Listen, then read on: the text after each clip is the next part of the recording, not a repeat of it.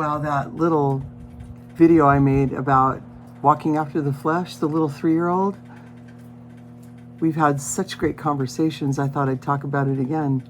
When my son was about 4 years old, I was taking him to a party and he was having a total meltdown. You're not going the right place. I'm never going to get to the party. This is horrible. I'm never going to get what I need from you. I pulled over the car. I let the child talk. And then I started helping him count the cost of him being the driver and not me about getting to the party. He snapped out of his childish thinking. And when you think of the devil's wisdom as earthly, sensual, and devilish, you can really see how it's acting, thinking, speaking like a child. That's why in 1 Corinthians 13, it's important to put away childish thinking.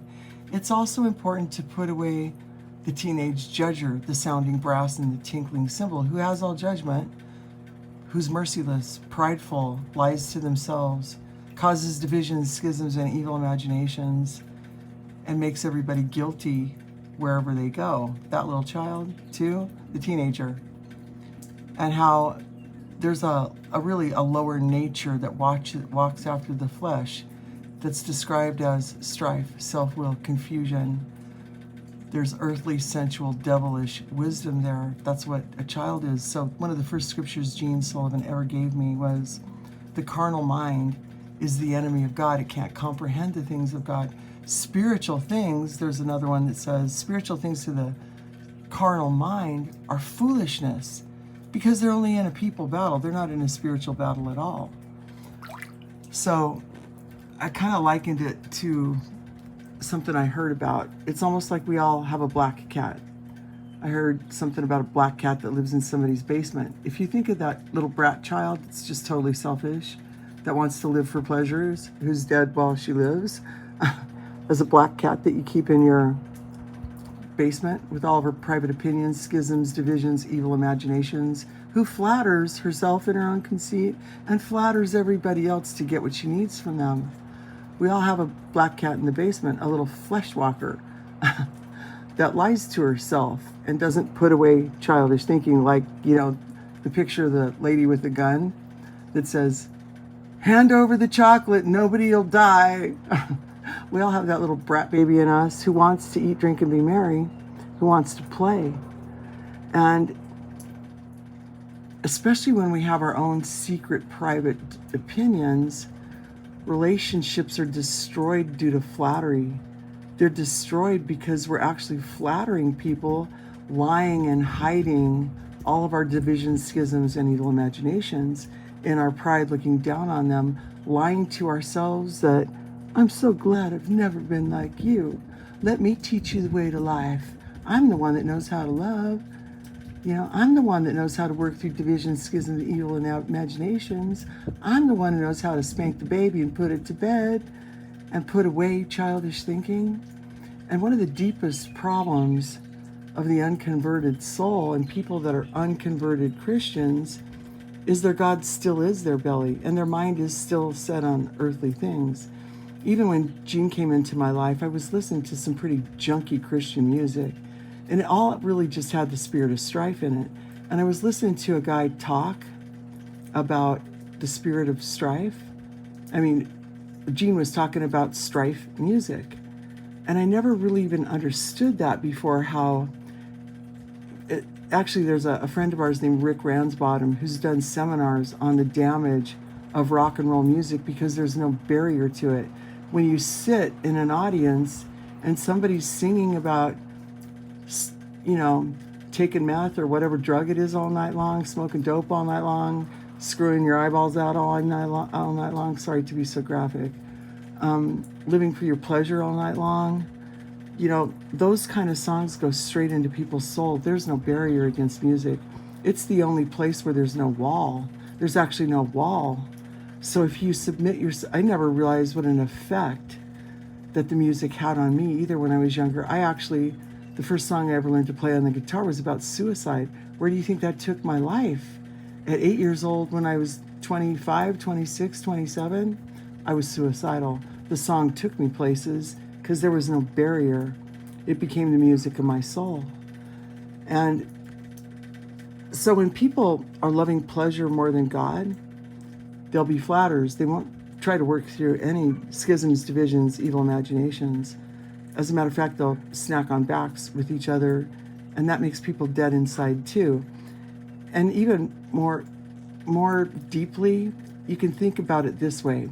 I had such a deep conversation with a friend who was disclosing all the thoughts she has about me, because where love is, there's liberty. And people hate that are cunning, crafty, deceitful, and hidden. They're not really too up on people being open and honest and sincere. It's very offensive, and they see it as control. And a lot of people have told me that over the years. In their control, they've damned me and Jean to hell for being controlling in our liberty. So there's a scripture that talks about that too, that says they not only try to take away your liberty, they hate you for your liberty, because they don't have the liberty to be honest and sincere and open. Flatterers don't. So there's another really deep proverb that says this, and I'm going to end this with this. You don't love those who you lie to. Once you start lying to somebody, mold is happening in that relationship, and it's deteriorating every single day that you live in hiding and lying and deception, looking down on people, maybe tearing them apart, just like a little bite. Look at how children are. They have all this doctrine in their head about how treacherous their parents are and that aren't going to give them what they want.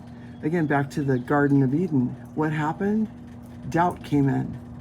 So I doubt that I should tell you the truth, right? And I sit as queen, and there is no other.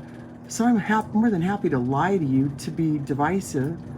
Poor little babe, they can't handle the truth, right? And I'm the author of truth. Truth and love go hand in hand. Where there's no truth, there's also no love. There's flattery. Flattery ruins people's lives. Gene Sullivan learned by his mother how to tell the truth. And that's been very offensive all his life to people, but it's really cool, is we heard from this guy who was the son of a really wealthy man. And because Gene wouldn't sell his soul to him to get his gifts and told him the truth, this man absolutely adored him because he knew Gene couldn't be bought.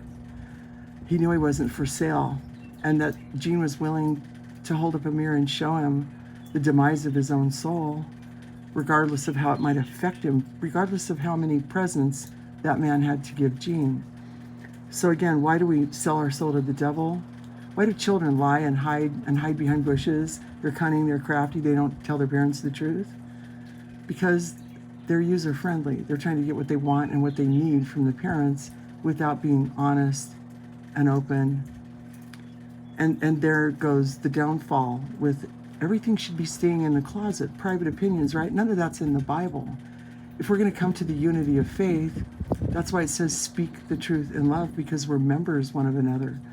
So the hiding in the closet, keeping secrets and making sure nobody knows, nobody sees, nobody hears this private thing, but you and me are private special friends, and we're the only ones that can handle the truth. So let's just chew somebody up together and not think twice after we walk away with a bunch of people in our teeth.